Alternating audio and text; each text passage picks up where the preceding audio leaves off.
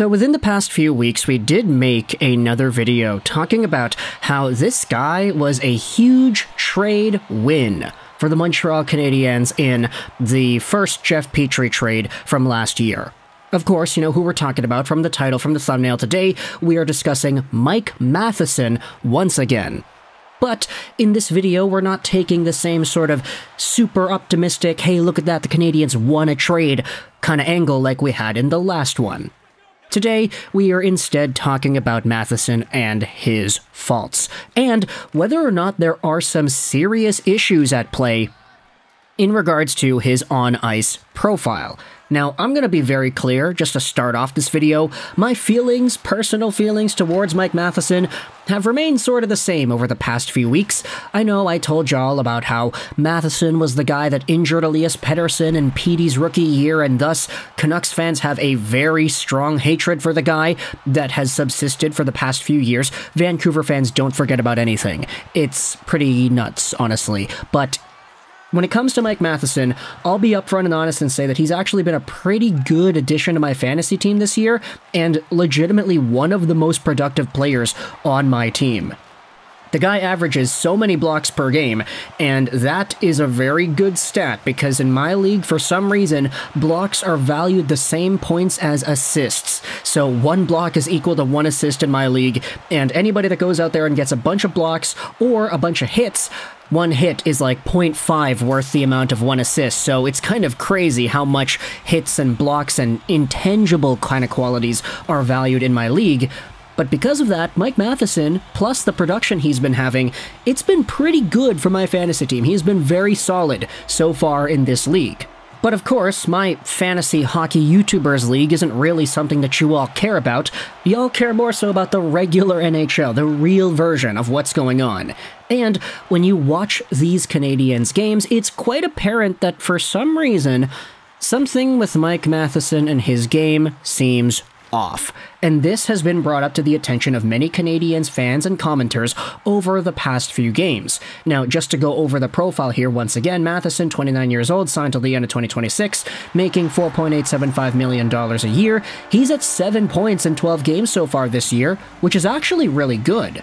He's on pace for about 48 total points, a pretty similar point-per-game number to his 34 points in 48 games last year with the Habs. Actually, I think his last year number was a tad better, but that kind of rounds itself out since Matheson hasn't produced any points in the past few games. But either way, we had ourselves some comments made by Matheson the other day regarding his overall play and how he feels himself that he is not at his best. We had ourselves the RDS interview with the video attached, and the link is going to be in the description if you want to go ahead and listen to the audio, read the quotes yourself. But if you go over to what Matheson said regarding his game against the Tampa Bay Lightning, the article in RDS says that the Montreal defender was on the ice for the 4 goals scored by the Lightning, who eventually chased goalie Jake Allen from the Habs net after less than 14 minutes of play. The Habs eventually lost 5-3. Matheson posted a -3 in his last 2 games and admits he's going through a difficult streak. However, he has the experience to bounce back quickly. During a season, there are always times when everything seems negative, when you go out to the locker room and everyone is going to talk about the negative things. It's easy to focus on that, Matheson said noon on Wednesday before the Canadiens left for Detroit in anticipation of their duel against the Wings on Thursday evening. It's important to remember that yes, it wasn't fun being on the ice for 4 goals yesterday, but I'm not the only reason that these goals happened, he recalled. As hockey players, we are always the first to deflect attention when we do something good. Conversely, it's important to realize that we are not the only ones responsible when it's negative. So there you go. He goes out there and directly says, yeah, even though I was on the ice for 4 goals against, I'd be kind of foolish to blame myself on all of those plays and say that I'm the worst player known to man. He then follows up by saying that he is not injured. He insists that he's healthy, and recalled that he is the same player, even if his confidence level may have fluctuated. It can get frustrating when it doesn't work as much by forcing plays as by keeping things simple. You have to remember you are who you are, and tell yourself that if you're not playing well, it's because it's not you. I'm still the same player, but I'm not at my best, he summed up. And this is a really interesting comment because I think it's kind of rare, isn't it, to see a player get specifically targeted by the media or by the fans off of one...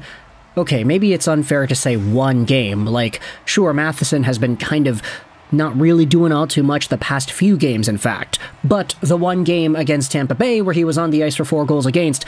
that doesn't look good, and he goes out there and gets the brunt end of the stick in the media because of it. Does he have the right to go out there and defend himself? Yeah, absolutely. Go ahead and say what you gotta say, Mike Matheson. But to go out there and to say specifically that he is 100% healthy, that he's just not playing at his best due to confidence, that he has to acknowledge that he is still a talented and good enough player, this entire idea sparked even more controversy from Montreal.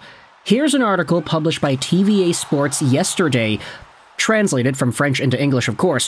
Why do the Habs insist on playing Matheson? The article says, even though he is most likely injured, Matheson continues to play. This situation irritates hosts Jean-Charles Lajoie and journalist Anthony Martineau, who had an exchange on the subject of the show JIC on Wednesday. Watch it in the video above. This is what the hosts on JIC say regarding Matheson saying himself that he is not injured. The answer that Matheson gave is not convincing. What annoys me is that there's been no kind of reason in the current context of the Canadiens to damage Matheson's reputation by leaving him in the lineup if he's not able to help out the club. When he plays, he costs the team goals, which costs the team games. They also say that they don't believe Matheson when he says he's not injured. It's a bit crazy in the context where last year the storyline of the season was the management of injured players. Matheson is clearly physically impacted at the moment. He is harming the club by playing despite the discomfort, and we continue to insist on playing him. How do we justify this? You're playing with his confidence. There's nothing good in that. It's a very special kind of management. Now, to round out everything regarding this Mike Matheson conversation, who cares if he's injured, he's not, he's playing, he's bad, whatever, this is what Marty St. Louis said earlier this week as well after the Tampa Bay Lightning game regarding Matheson's performance. For sure, Mike would be the first to tell you he's not playing at his standard right now. Every player who gets on the ice as much as he does goes through that point during the season, and we know what he's able to do, and personally, I know that he's trying to find that and give us better right now. We'll continue to try to help him because we need the player we know he can be. And so, Marty St. Louis going out there, inspiring even more confidence, and pretty much saying, yeah, we can't really do anything like other than help him out, just be there, support him, because that's ultimately up on him as to whether or not he's going to become better.